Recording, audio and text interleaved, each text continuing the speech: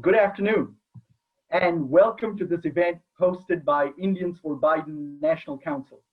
We deeply appreciate your time and your enthusiasm in participating in this race. We recognize that on a Saturday afternoon, there are several other things that you could have done, but we are so thankful that you're here. Indians for Biden National Council is a volunteer organization that was formed about 7 weeks ago to make sure that we galvanize the entire swath of the Indian American community to vote for the Biden-Harris ticket.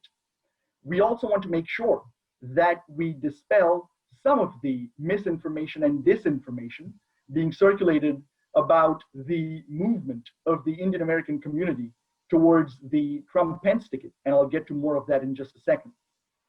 Let me frame this event first. Let me first of all just briefly introduce myself. My name is Sanjeev Joshipura, and I'm speaking from Fairfax, Virginia, just outside of Washington, D.C. I'm the National Director of Indians for Biden National Council. In terms of this event, we will be joined today by three stellar panelists who I've had the privilege of knowing for a while. We're going to be talking about this election and some of the issues that we will be discussing therein. You know, it's always said in every election that this is the election of a lifetime. This time, it's really true. What's at stake for the Indian American community is what we're going to be discussing. Why this election is important for us, our kids, and our grandkids. And we're going to be covering a plethora of different issues, such as the economy, the handling of the pandemic, and foreign affairs, including U.S.-India relations. But before I get deeper into the event, let me take a moment to acknowledge a big occurrence from yesterday. I know all of you know this, but I would be remiss if I didn't acknowledge the passing of a judicial giant of our times, Justice Ruth Bader Ginsburg. Justice Ginsburg authored and dissented in several seminal decisions that have played a big role in American society, played a big role in terms of women and their place in our society, played a role in terms of immigrants and minorities, which of course includes the Indian American community. And so what I'd like to do to start with is lead this event in a moment of silence to remember and honor Justice Ruth Bader Ginsburg's life. So if you could please all join me in a moment of silence before we continue with this event. Thank you.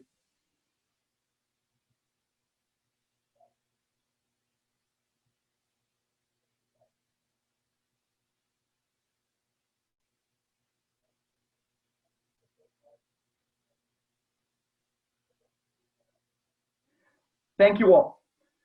Let me now just take a minute to tell you a little bit more about what I do in my day job, because it's particularly germane to this event.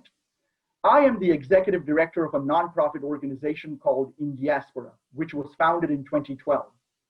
And Indiaspora is a collection of very prominent Indian diaspora leaders around the world in different geographies and different professions.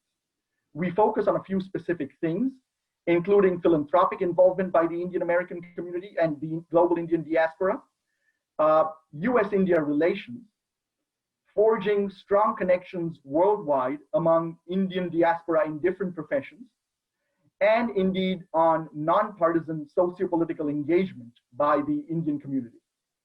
And the last one is particularly relevant to this event.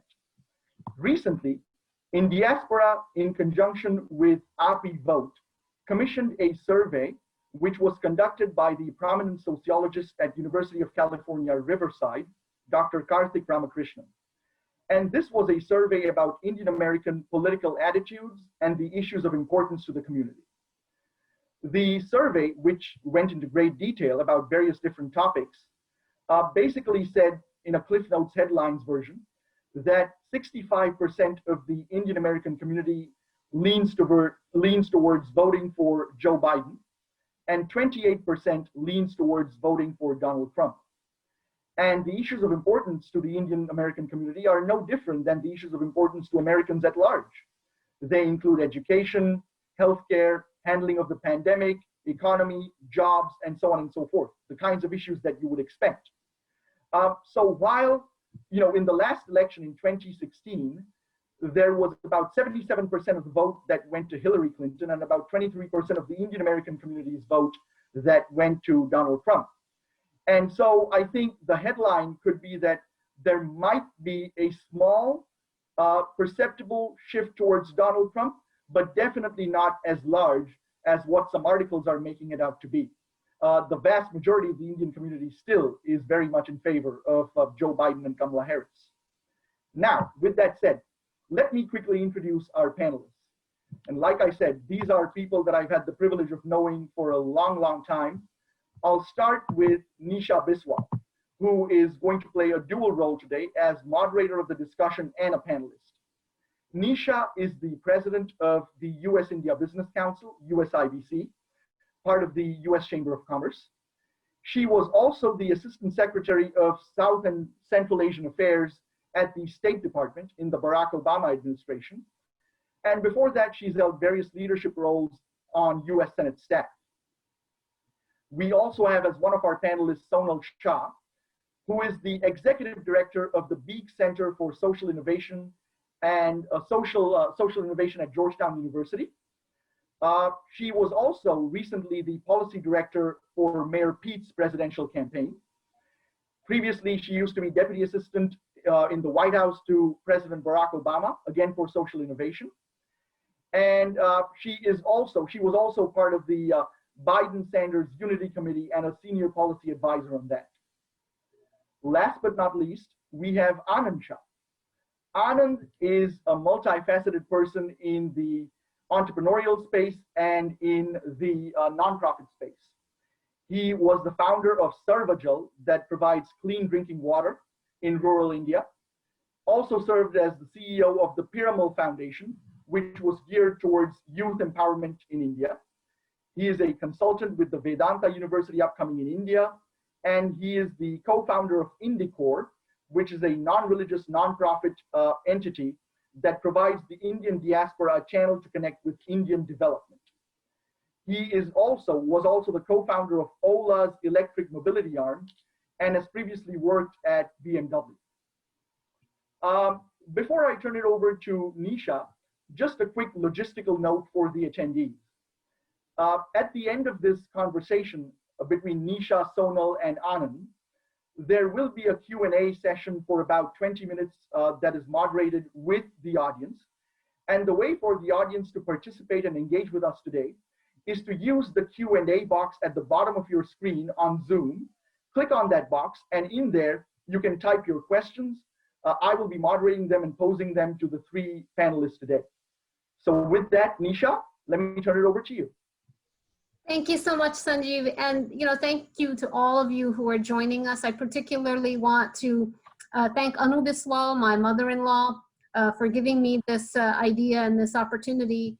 And then want to thank Sudip Patnaik and all of our friends in the ODIA community who have been engaging throughout the week in drumming up support for this event, but also more importantly, in drumming up support around the Biden-Harris campaign. So thank you all, and thank you for joining us.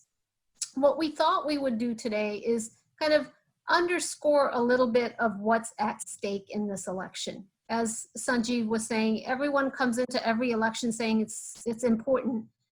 But really, I think this year, this election, this contest between Donald Trump and Joe Biden is a definitional contest of what is America going to be moving forward. And so we will try to come into that conversation from a multiplicity of angles. First of all, I think Anand is going to talk to us about, from the perspective of the Indian American community, what is at stake. Sonal is going to talk about the economic policies and the health policies and how a Biden-Harris administration would address major questions on COVID and the way forward, and as well as the impact on the economy and how do we get this economy back on its feet. I will talk a little bit about foreign policy, about how, what is America's standing in the world? How do we think about the U.S.-India relationship as we move forward? And what a Biden-Harris administration will value in its engagement with countries around the world. With that said, let me turn to Anand to kick us off. Thank you, Nisha, and thank you all of you for being on this call and spending some of your Saturday with us. You know, I know that it is cliche to talk a bit about why this is such a critical election, but for us as Indian Americans, Indian immigrants who in our story in the recent past have come from a faraway land to America, it really is important. I want to ask each of you to put yourselves back in time for a moment. If you immigrated to America, what it felt like when you decided that you were going to make this decision to move across the world to this nation, what it stood for, and what that meant for your dreams of the future. If you were born here, like me, what that meant for your families and how far we've come potentially in a period of time to get where we are. I was reading about Ruth Bader Ginsburg yesterday, and she had noted in a speech 10 years ago about her own story, that her parents were folks who fled Jewish persecution in Europe and came to America pre-World War II. She was born here, and in her lifetime, she noted that in one generation, they went from being refugees, fleeing pain, to her being able to be a woman on the Supreme Court of the United States of America. Our story actually tracks a lot like that. Many of our kids have gone quite far, and a lot of that is a testament to the United States. In the past 60 years, and it's only been 60 years, and that was a period when we immigrated, the idea of we the people in the United States, this idea that every person is equal and has equal rights to vote, to have civil rights, to be able to achieve a future, it's a new thing as part of the American experiment of getting the democracy to truly treat everyone equally. We have been grand contributors to that. The idea of us coming here as Indians and now Indian Americans and what we have contributed has made America the great nation it is, not just for us, but also has paved the path for others. This is on the ballot this year. The second point I'd like to make is that values and character and actions of people in office really do matter. We may not see it in the immediate sense for all the talk of little things here and there, whether it's taxes or XYZ, but to be very clear, if either of my children acted like some of the people we see in power today, there would be turmoil in my household. And that if this was my mother looking at me, I would have taken a big slap in the face. And I think that all of you can relate to that a little bit. We come from a community that prides itself significantly on values of sanskar, of dharma, of being good human beings, and that being good over time supersedes all of the ups and downs of life. That is something that the American story has meant to us. As we came here as immigrants, right, we believe that yes, it may not be a perfect place, but at the end, what is right in the name of humanity is what will be upheld. I've heard a lot of stuff as a third point over the last number of weeks of, you know, really I would call it the WhatsApp nature of what this election is about and what Donald Trump means to the U.S.-India relationship versus what Biden means to U.S.-India relationship and what those topics are. You know, first and foremost, this election is about America, our future as Indians in America, our children and our grandchildren, and what that looks like. But secondly, I want to also call out that we as Indian Americans are rising in importance in this nation in terms of our achievements, in terms of the diversity of the roles that we play and the aspirations of our young people, in terms of the roles that we've played in government, not just in this administration, the previous one, and the hard work of many of you and many on this call over the past 20, 30 years of us being able to be people who play a role in how this country is shaped and governed. Secondly, India is rising in importance. right? In the global sphere, India is a country that has a lot of hope in it. It is a country that is a counterbalance to others, and Nisha can speak much more importantly to this. And I want to lay out that that has been a continuum that's been building over the past 20 years, if not longer. It isn't all of a sudden in the past 4 years that the US and India have become friends, right? And we all should recognize that we contribute to that idea, because as Indian Americans who have fondness for the country we came from, we're also ambassadors and exercisers of our power as Americans who want to see these nations come more closely together. That's the symptoms, or the results of that hard work is what we are seeing. And I'd ask that we see the forest and not the trees in this situation. There's a lot that went into building both our prominence in this country and the closeness of these countries that we both hold fondly and dear together.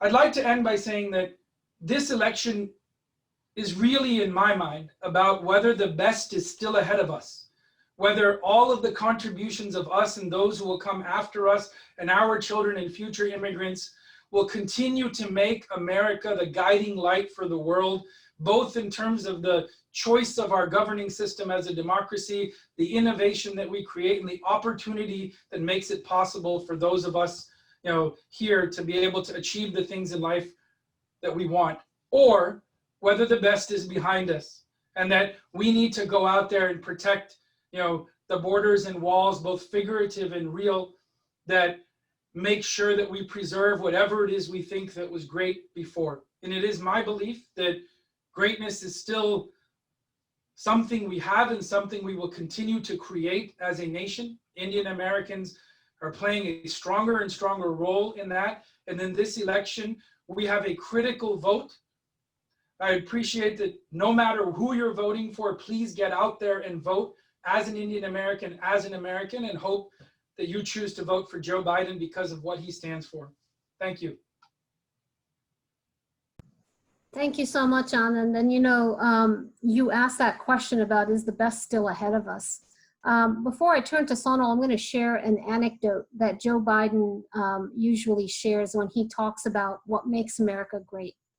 He tells a story about how during the last years in the life of Lee Kuan Yew, then Vice President Biden was visiting him towards the end of his life in Singapore, and had a conversation. And Lee Kuan Yew said, the Chinese, they are all over the United States looking for that little black box.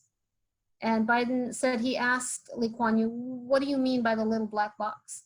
And he said, the little black box that defines what keeps America so, great, generation after generation. And Biden said, oh, I can tell you what that is. Two things. One, we have had the best and the brightest from around the world come to our shores, and we have welcomed them. And they have brought with them their ideas, their culture, their hunger, their drive, and their hard work. And that has been a key part of keeping America great, generation after generation after generation, and keeping us innovative. And secondly, we have enshrined in our democracy that right to question authority, to know that the best answers don't necessarily come top down, but that each amongst us has something to contribute, and that we can question power, we can question authority, and that right will be protected. I think this was a brilliant, brilliant insight and analysis from Joe Biden in what it has meant to America to be able to continue to be an open democracy. And with that, I'm going to turn to Sonal to talk a little bit about the policies that a Biden-Harris administration would espouse that would help bring us back to that era of greatness. Nisha, thank you. And that was such a great quote. I think it also sort of, in many ways, defines who Joe Biden is. and how he thinks. Despite what people may want to define him, it's sort of those types of statements are the things that you know that that's where his North Star is, and that's things that he actually believes in. He's saying it when he doesn't have to, and that's important. And Nisha, thank you. Sanjeev, thank you. Anand, thank you. And also, I also want to thank your mother-in-law, Auntie Anu. Auntie, thank you for your leadership and for your for pushing us to do this. So I want to just talk a little bit about the economy. I know there's going to be a foreign policy discussion, but I wanted to talk a little bit about the economic discussion and what the economic policies of Joe Biden are. And this is, again, not new stuff. This is stuff he's done in the past. So please ground it, and I will continue to show you where he's done it. The first part about the economy, and we all know this, is that we have to deal with COVID. And what he understands is that we need to deal with the COVID crisis because it's a health crisis that is creating an economic crisis. It's not an economic crisis that created a health crisis. And what that means in doing that is a government needs to have a consistent message and a consistent approach. The federal government needs to work with the state government, needs to work with the county government, needs to work with the district governments. We have to be able to work together to make sure that the crisis is being handled. That's collection of data on a regular basis. That's making sure that we're giving consistency as to how everybody should approach it and what we're learning from one region to another, what's working, what's not working. It's also making sure that masks are available, PPEs are available for doctors, for healthcare workers, for people working in hospitals. It's guaranteeing and making sure that we can give paid leave to families who get COVID and have to take time off because they're sick or their family members are sick. It's making sure they can get paid for that. It's also helping restart the small business community and making sure that that capital is available, not just PPP loans, but once this crisis, once we're gone a year from now, what are those small businesses going to do? And what he has in his package is an ability to give is money to make sure that those small businesses can get restarted and get moving, really helping Americans have confidence that their government is dealing with this. And the example that I can give on this is how he handled Ebola. Ebola was it's actually much worse than COVID was.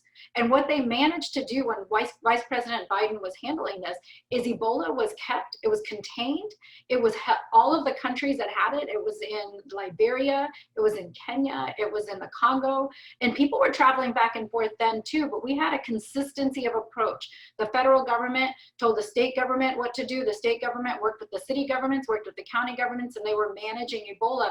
It never came to our shores in the same way because we actually knew how to manage it, and we managed it in an approach. And that was Vice President Biden. He led it all in the Obama administration, and that is important to recognize why that's important, why it can be managed. But to do the economic and to manage the economy, we also have to deal with the health piece, and that's important to know.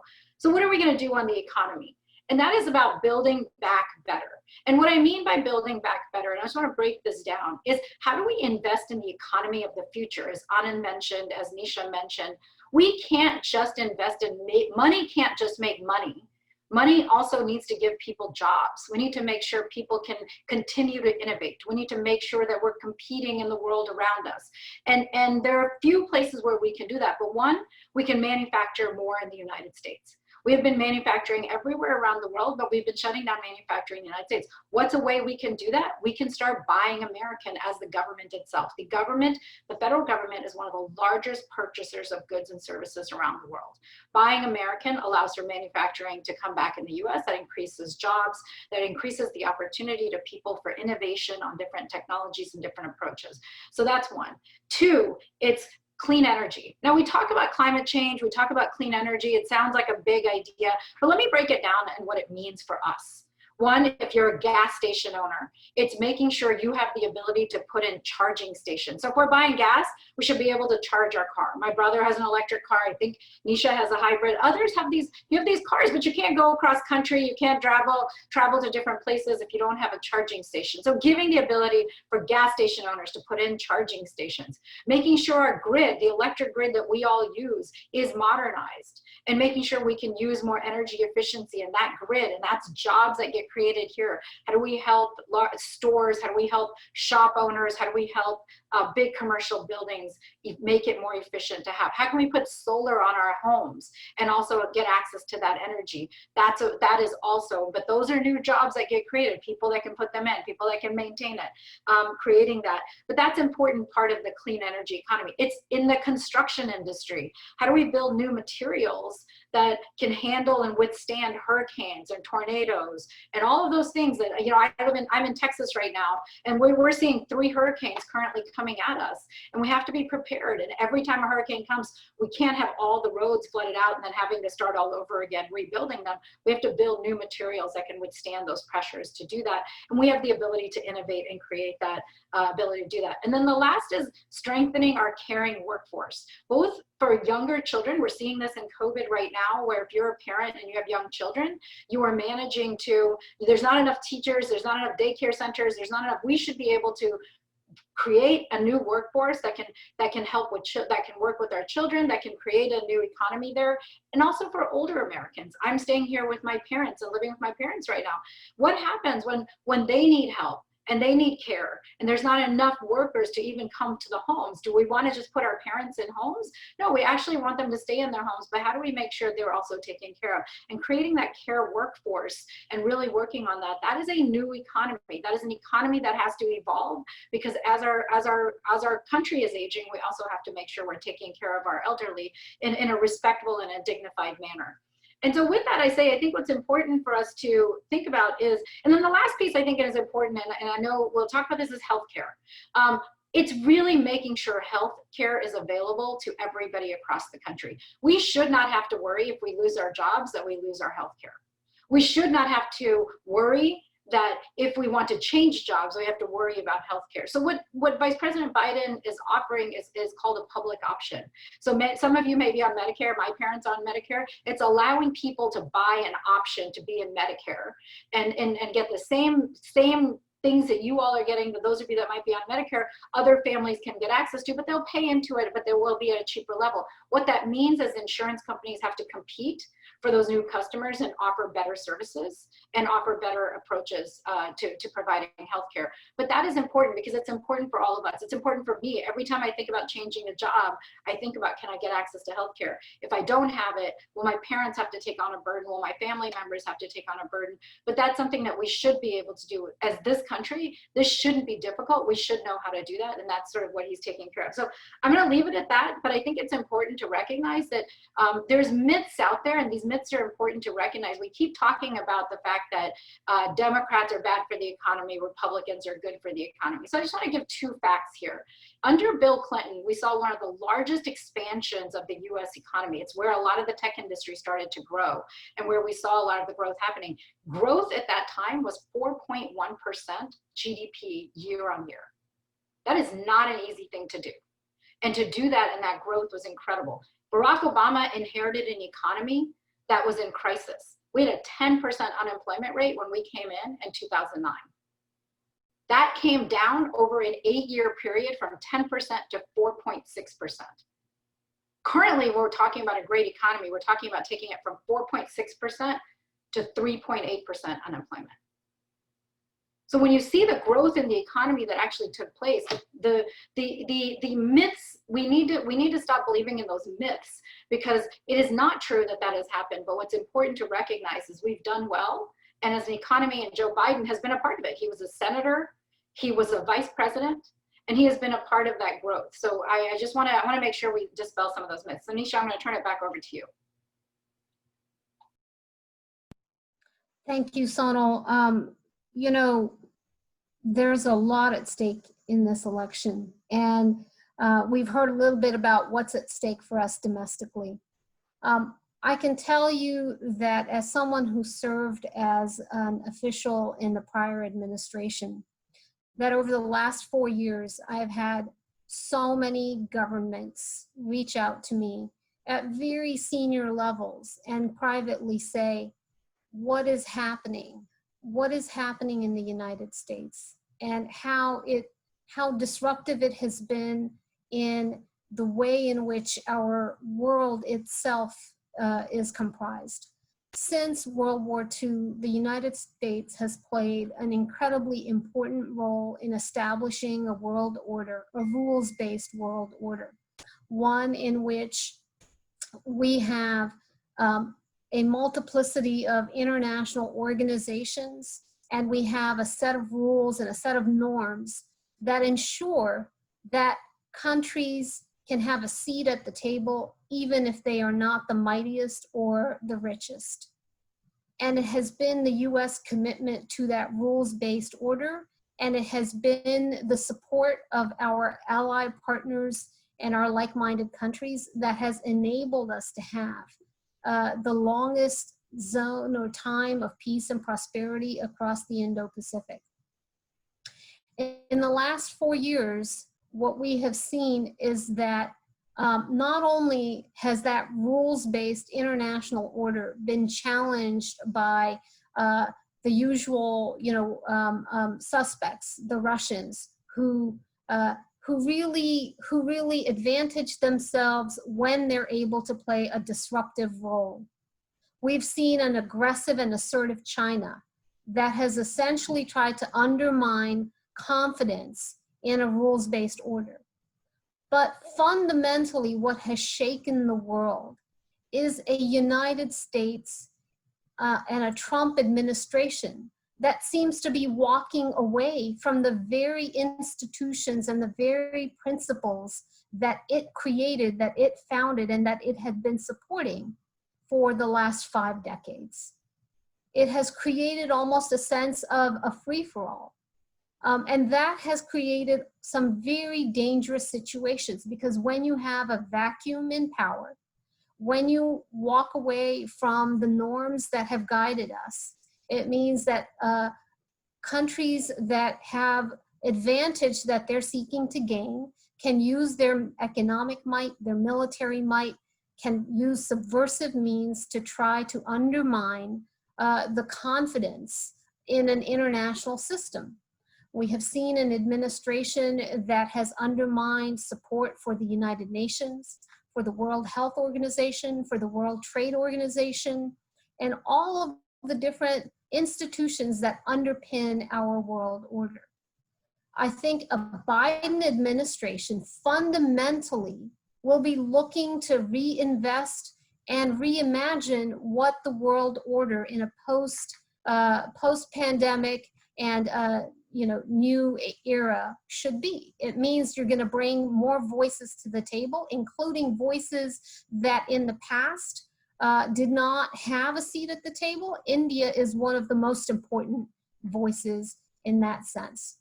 You have in India not only a rising economy and a rising power, but you have a country that shares the values, the aspirations, and the commitment to global norms that the United States has always espoused.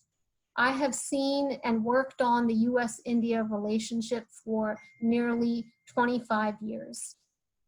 In that time, as Anand noted, we have seen successive administrations in the United States and in India invest in this relationship and build it block by block. From the days when we were estranged partners post-Cold War with misguided policies that made India choose between the US and Russia, and India chose the path of non-alignment, to an understanding and an acceptance in the United States of what India represents as a global force, as a moral leader in the world, and as a convener of the group of 77. It represents kind of a third force. And now today, what you have seen is a India that has really come into its own, not as a balancing power, but as a leading power. That movement, I have to say, I'm really proud of the role that the Obama administration played and that I had the privilege and honor of playing for 4 years. That role has really become sharper with the rise to power of Narendra Modi as Prime Minister. Because Narendra Modi, in that famous speech before a joint session of Congress during the Obama administration, said, we must overcome the hesitations of history. And that the path of natural convergence, natural alliance, that Prime Minister Vajpayee said way back then, that path holds promise for both the American people and the Indian people, but also is the path for really helping to address the global challenges and better the conditions of people around the world.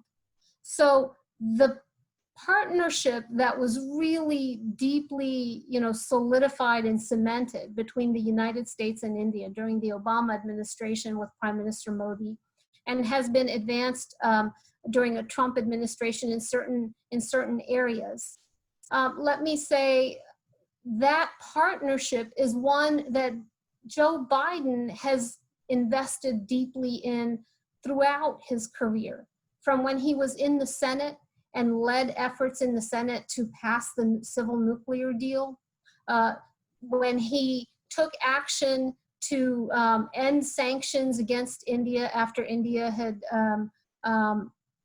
detonated a nuclear device or conducted nuclear tests, to when he came into the administration as vice president and played a really leadership role in ensuring that our U.S.-India policy was elevated and was ambitious. And I saw him as he received and hosted Prime Minister Modi for lunch during Prime Minister's first visit to the United States in 2014. I saw him as numerous occasions as he convened the interagency to talk about the ambition of the U.S.-India partnership and what it could achieve. And I know that as we look at a Biden presidency, that a rising India is going to be one of the most important and trusted partners that the United States has.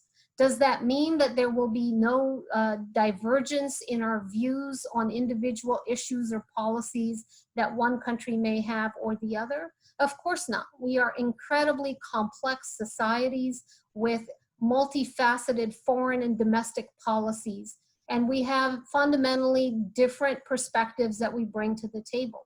So neither will India fully understand or appreciate U.S. policy on Iran or U.S. policy vis-a-vis Pakistan or U.S. policy in many other areas.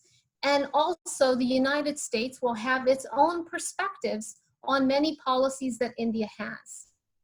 We expect that to be the case. We know that U.S. and Indian relations have had the ability to manage those kinds of divergences and still continue to grow deeper and stronger. It's in fact what makes both of our societies, both of our democracies so incredibly strong and resilient, is that we don't march in lockstep, but we have the space. We know that India will have a policy and a relationship with Russia that is not going to be understood and accepted by all in America, but we're going to give India the space to do that. We're going to give India the space to have its own relationship with Iran and with other countries, and that's the kind of partnership we will always have. A Joe Biden administration will always have candid, respectful, and trusted conversations where we can air our disagreements and still deepen our contacts and deepen our partnership. We have seen that candidate Joe Biden has already declared definitively and unequivocally that the United States, under his leadership, will support India's candidacy for the Security Council. We have seen a Joe Biden that has underscored repeatedly that the U.S.-India partnership is going to get bigger and stronger under his leadership as we look at how we can partner on COVID, how we can partner on looking at a new trading system between the United States, India, and like-minded partners, where trusted partnerships can help bring about some of the opportunities that are going to power our futures. And we have seen that a assertive China that is threatening and undermining global stability is one that the US, India, and other like-minded partners will work together to address in ways that expand the circle of opportunity, and lengthen that era of stability and security and peace.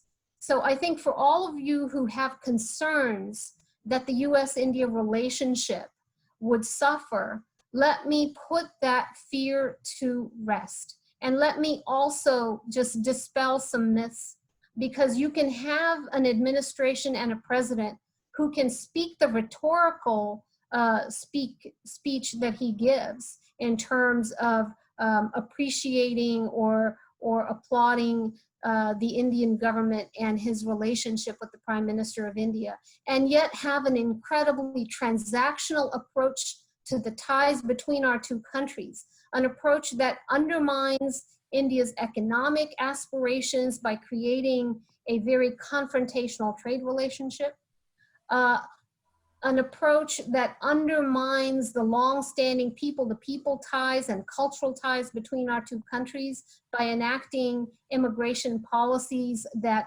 adversely impact Indians, Indian companies, Indian Americans with family members and that have been separated. And so I think having a broad-based and trusted relationship that looks at the comprehensive nature of the partnership that is government to government, people to people, and all of society is one that Joe Biden will bring in. And I am really confident and really proud of the approach that I think a Biden-Harris administration will bring to the US-India partnership. So with that, let me turn it back to Sanjeev. We would love to answer some of your questions in more detail and also talk to you about how you can get involved. Absolutely. Thank you, Nisha, Anand, and Sonal. This has been an incredibly insightful, informative discussion. And having known the three of you like I do, I'm not in the least surprised. So thank you so much for your remarks. We do want to get to questions, but before we do that, I'm sure we don't want to lose the chance to make sure that the audience knows how they can get involved. I'm sure many of them are chomping at the bit to take action. And so for that, what I would like you to do, all of the attendees, is please look at your chat box. The chat box in this Zoom room is available towards the bottom. You click on the chat button and you can see the chat box, and there you will see a lot of information that is being posted by our colleagues from the Biden campaign, as well as in the Indians for Biden organization. You will also see some slides coming up, and the first slide I'd like to be put up is in regards to phone banking. This is how you can get involved and connect with Desi voters in battleground states. We'll take a moment to look at the phone banking schedule. And by the way, I should mention that for those of you who are first-time phone bankers and would like to get involved, phone banking training will be provided at these events. You will get a list of numbers to call in, and you don't have to reside in these specific states to participate in the phone banking. You can volunteer to participate in any of these phone banks. So we've got Pennsylvania, North Carolina, Wisconsin, Texas on Fridays, Saturdays, and Sundays. And this will occur on every weekend between now and the end of the election cycle, which is on the 3rd of November. It's already started. Yeah, so please take a moment to look at that. The next slide is in regards to an event that is coming up on the 22nd of September. This is a conversation where Vice President Joe Biden will be live in discussion with Dr. Vivek Murthy, who was the Surgeon General of the United States under Barack Obama, and with the Indian American community. And this is on the 22nd of September. The RSVP link is provided. And for more information, you can contact Shreyash Dhar at the email address that is provided on the slide. You will also see some information in the chat room in regards to all of these events. Please feel free as well to email Indians for Biden, and we can help direct you as well. indiansforbiden@gmail.com. Again, that's indiansforbiden@gmail.com. And the last event that I'd like to put up is in regards to a September 26th event that Indians for Biden will be hosting. This is next weekend on Saturday, and it's about Indian Americans who are winning in purple districts.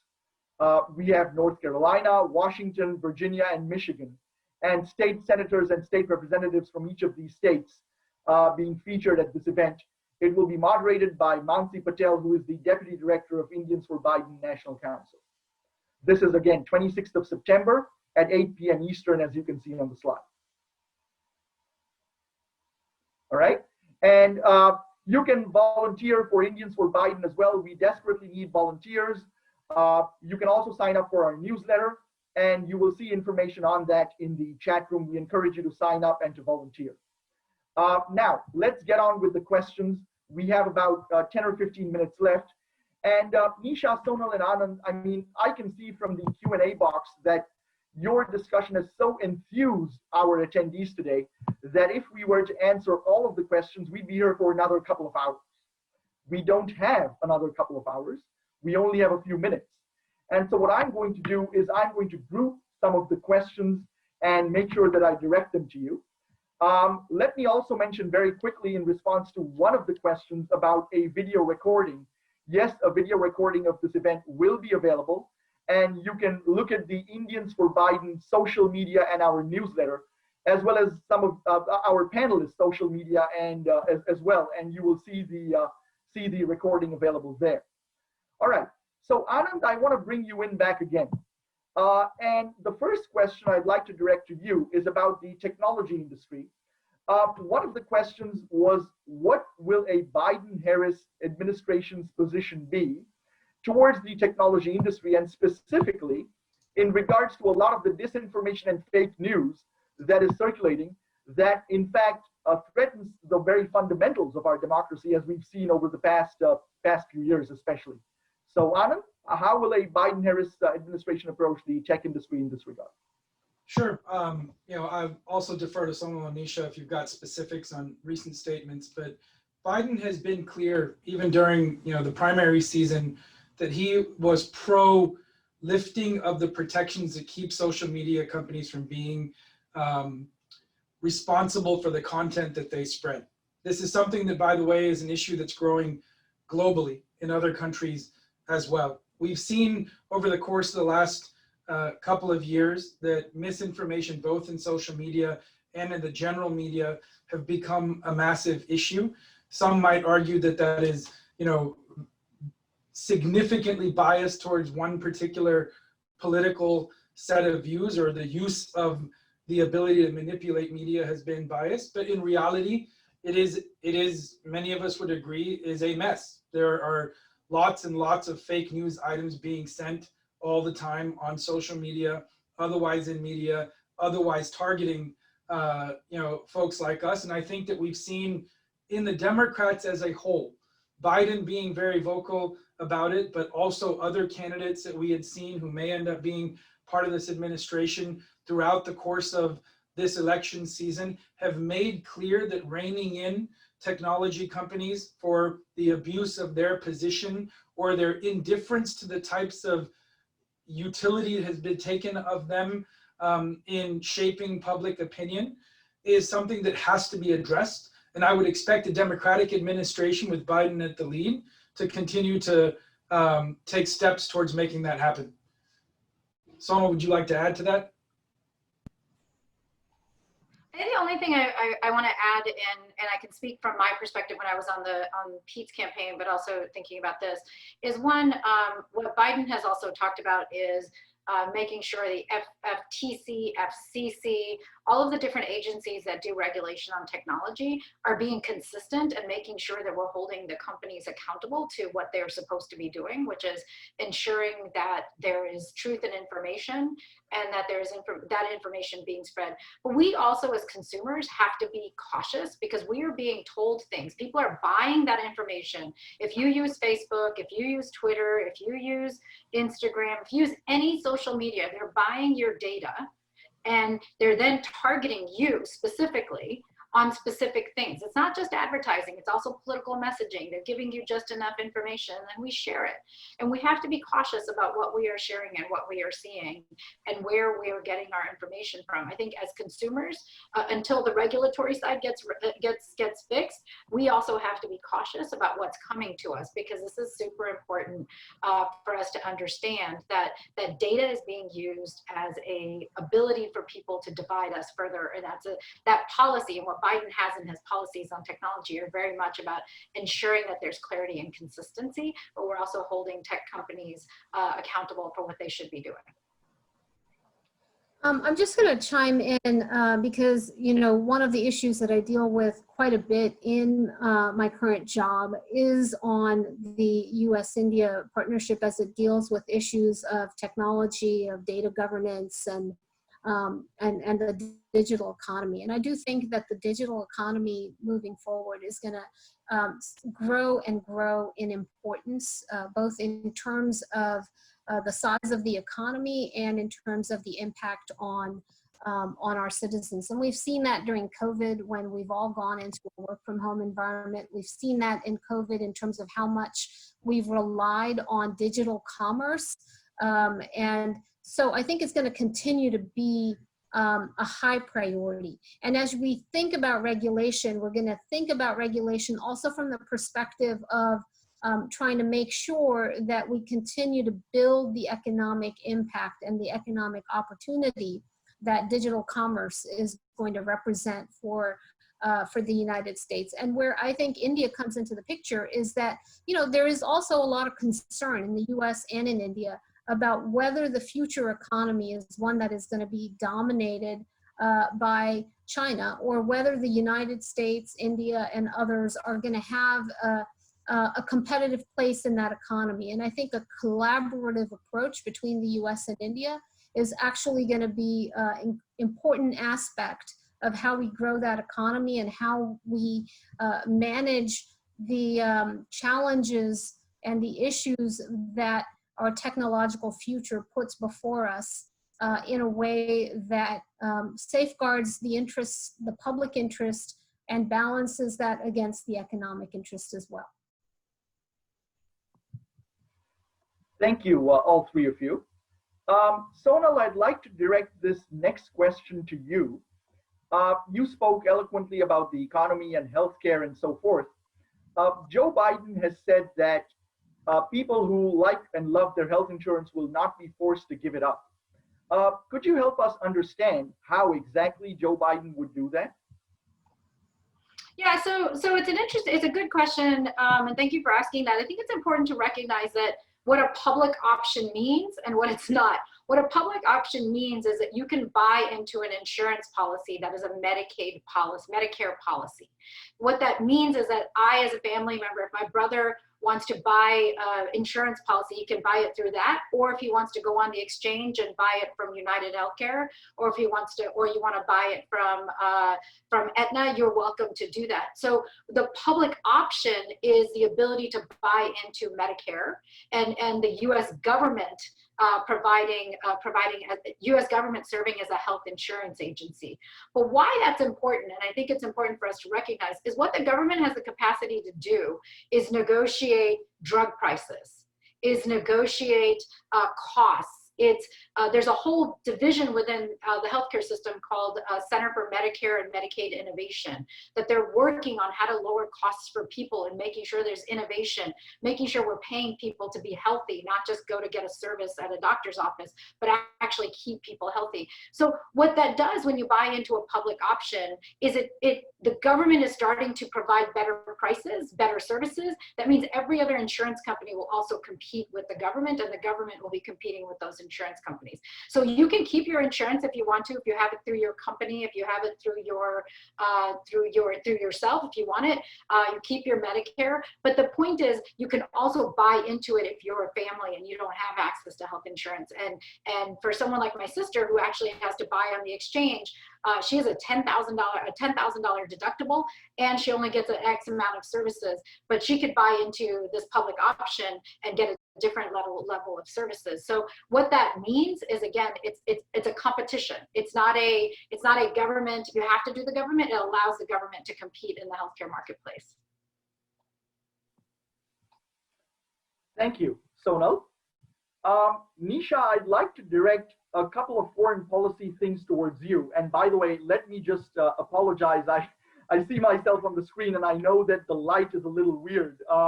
The way the blinds are right now and the angle of the sun streaming into my house makes my face look kind of weird right now. But anyway, this is not a professional TV production station, as you can imagine. But Nisha, you know, a couple of things. You know, you talked about the importance of dispelling myths and also the importance of highlighting where a Biden-Harris administration would be much more beneficial in terms of U.S.-India relations than the Trump-Pence administration. So a couple of points on that regard. Can you talk a little bit about what a Biden-Harris position would be on green cards and immigration and H-1 visas? That's one.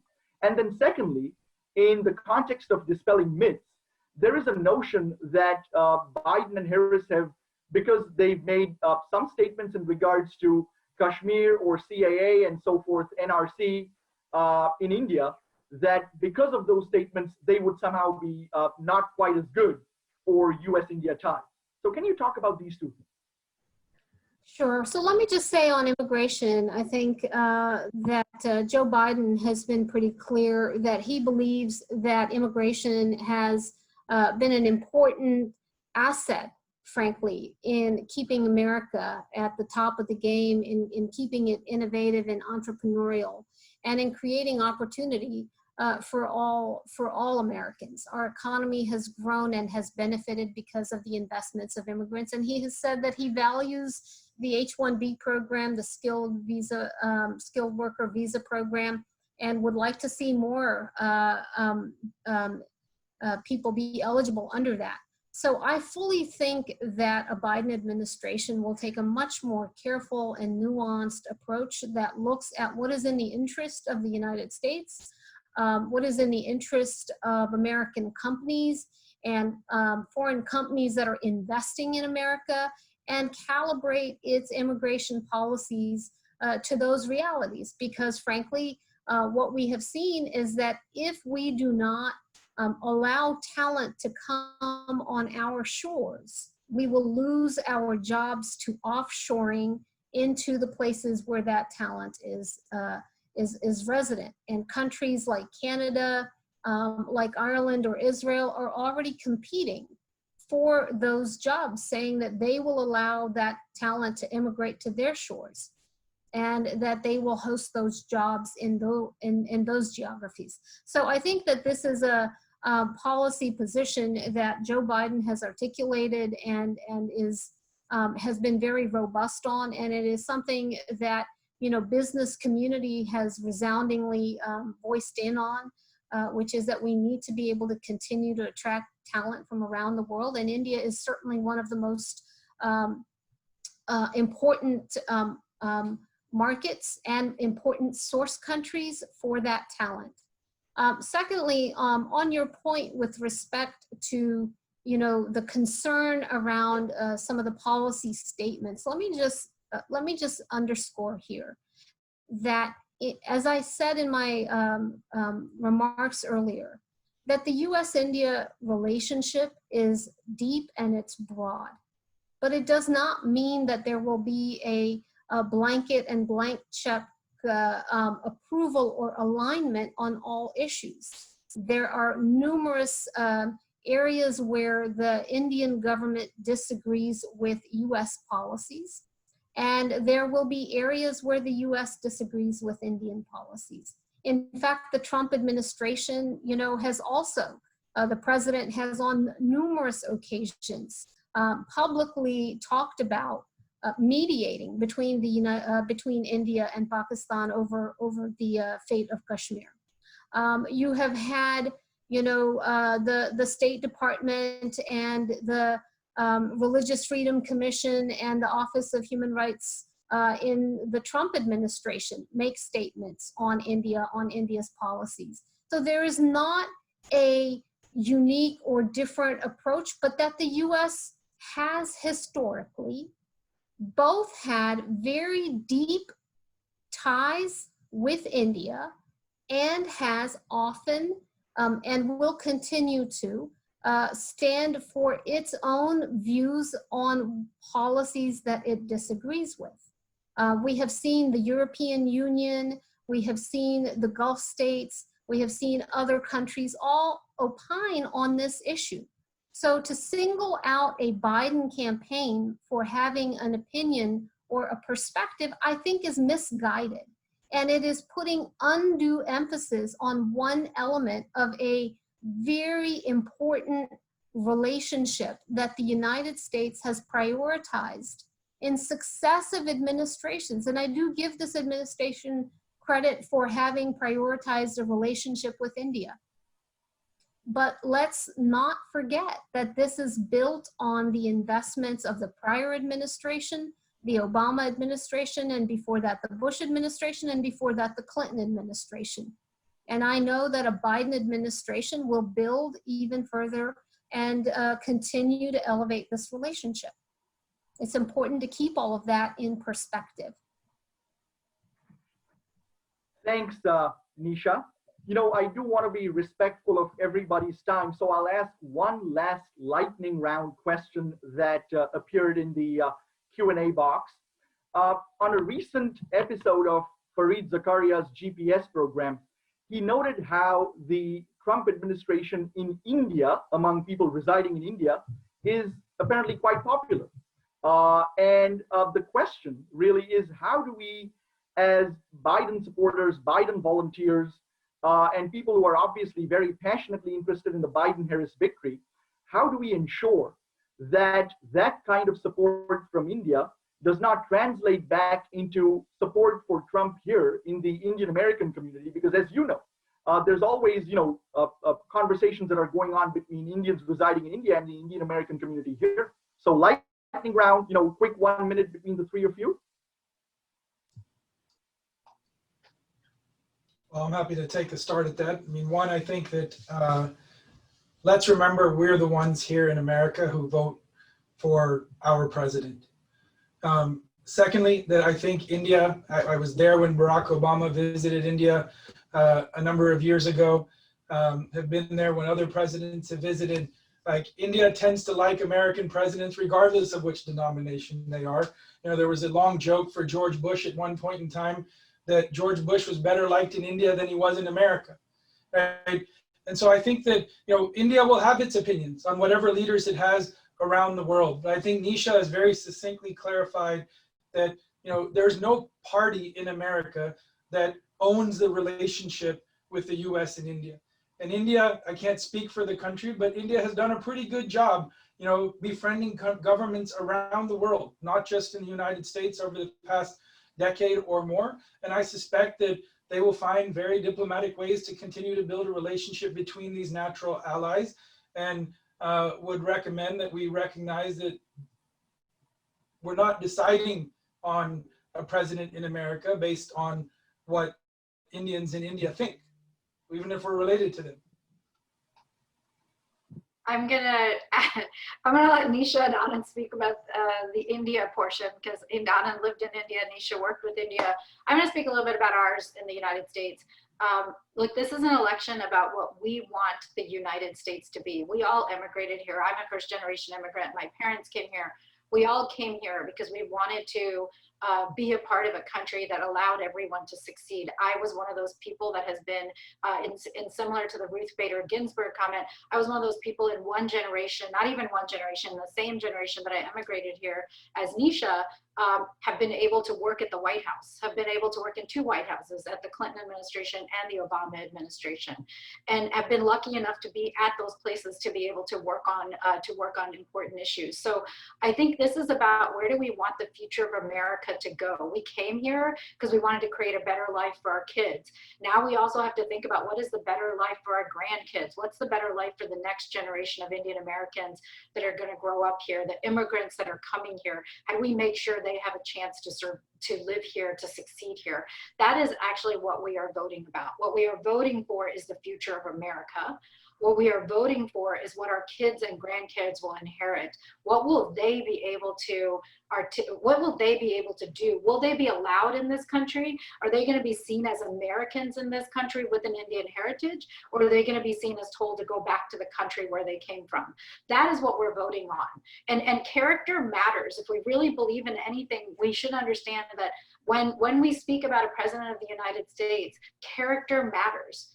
You know, it's why we all stand for how we stand with our kids, how we teach our kids, how we help our kids. We believe in character. We train them to be good moral characters.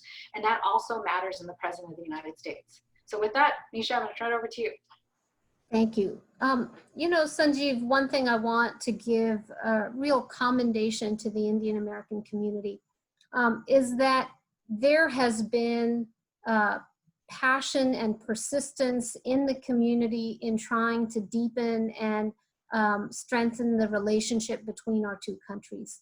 I remember 25 years ago when I was working on Capitol Hill, where there was so little happening between the United States and India that really the only thing we could get any kind of congressional interest or support on was to have a resolution once a year commending India on another year of its democracy.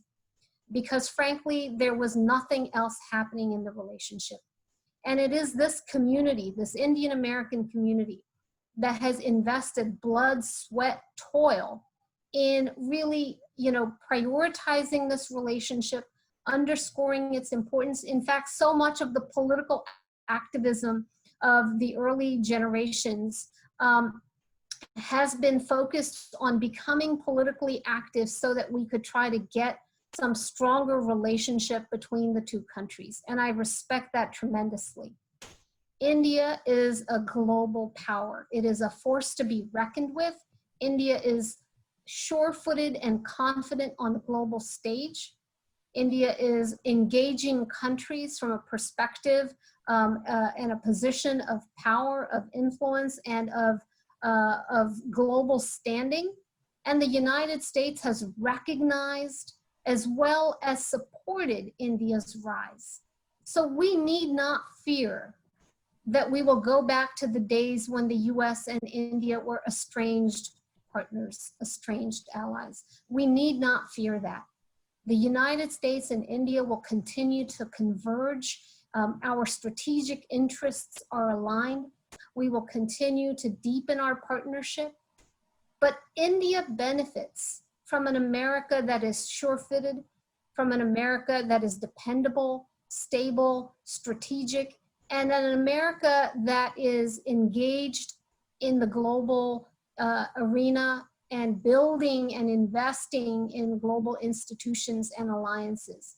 So an America that Joe Biden will lead will be an America that is, again, a leader in the world. It is a leader in our global institutions, and it'll be a leader that India will be proud to partner with and advance global goods like climate change, advance global issues. And I think that that is what we all want to see. America that is leading at home and leading abroad. Thank you.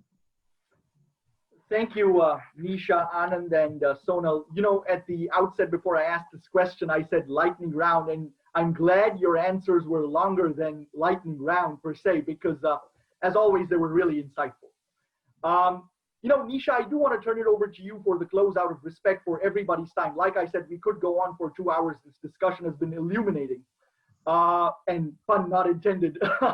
But before I do that, Nisha, I do want to thank two people who have been instrumental in putting this event together. I want to thank Vaibhav Jain of the Biden campaign. Thank you, Vaibhav. I know you're in the background doing yeoman work. And Mansi Patel, the Deputy Director of Indians for Biden National Council, who has also been a huge source of help in getting this event together. So thanks, Vaibhav and Mansi. But with that, Nisha, it's over to you for the close. In closing, I simply want to say that this election is so critically important. We want all of you to not only get out there and vote, and if you want to vote, you need to know that you can't wait until the last minute to make your plan on how to vote. you need to make your plan today. Voting in the age of COVID means you have to think about what you're going to do, whether it's mailing in your ballot, early voting, or in-person voting on election day. You need to make a plan. You need to make sure that you're registered, and you need to make sure that you, not only that you yourself vote, but that you're encouraging your family members, your friends, your networks to also get out there and vote. The Indian American community is going to make a difference in a number of close states. And so we need to make sure that our voice is heard, our voice is counted, and that we are advancing our interest. Secondly, you know, you can give of your time. Sanjeev went through this earlier. You can give of your time to reach out to your networks, to do some phone banking, to do some postcard writing, to volunteer on election day, to be a poll monitor or during early voting. You can get involved. And then lastly, this is an election that is going to require all of us to also dig deep and support financially. So if you have the means, please consider providing some donations to the campaign. It's going to be a costly legal fight. It's going to be a all-out campaign. And now with a Supreme Court justice on the line, we know that the other side is going to be galvanizing and mobilizing, and we want to make sure that we are also mobilizing aggressively on this. And on that point, I just want to note that the Obama-Biden administration has done more to advance Indian Americans in the judicial system, appointing judges like Amit Mehta, like Sri Srinivasan, and we want to also make sure that that representation matters in that area as well. So please, please, please get involved, get active, and let's make this happen. Thank you. With that, I think we're going to let you go back to the rest of your Saturday afternoon. Thank you so much for tuning in, everyone.